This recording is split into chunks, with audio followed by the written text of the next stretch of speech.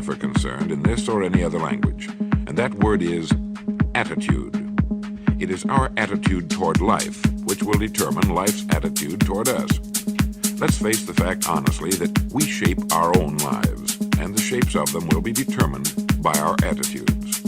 A person with a poor attitude toward learning, for example, isn't going to learn much until he changes his attitude. If we take the attitude that we cannot do something, we generally will not do it. An attitude of failure, and we're whipped before we start. So we know then that what we receive from life, what we accomplish or fail to accomplish, is due in large measure to our overall attitude.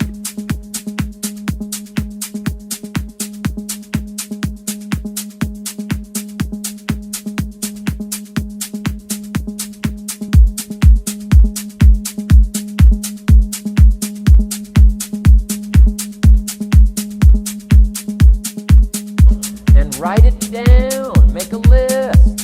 Where do you want to go? What do you want to do? What do you want to see? What do you want to be? What do you want to have? What do you want to share?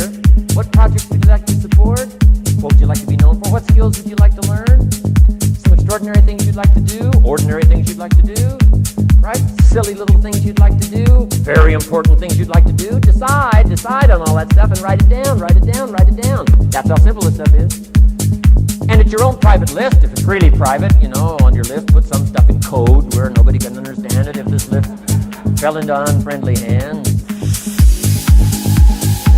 And simple things, whatever.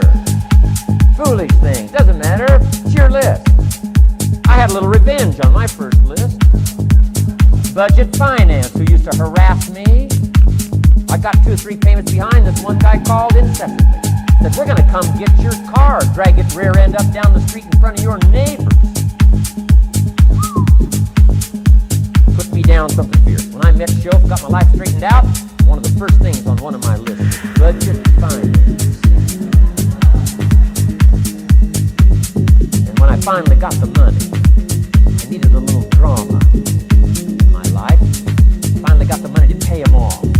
I put it in small bills in a big briefcase. Walked into the budget finance office on Wilshire Boulevard in Los Angeles. The guy who harassed me so often, his desk was about 3 back. I opened the door, walked in, right up to his desk, stood right in front of it, never said a word. He said, well, what are you doing here? Didn't say a word. I opened up this briefcase, dumped this pile of money all over his desk. I said, count it. It's all there.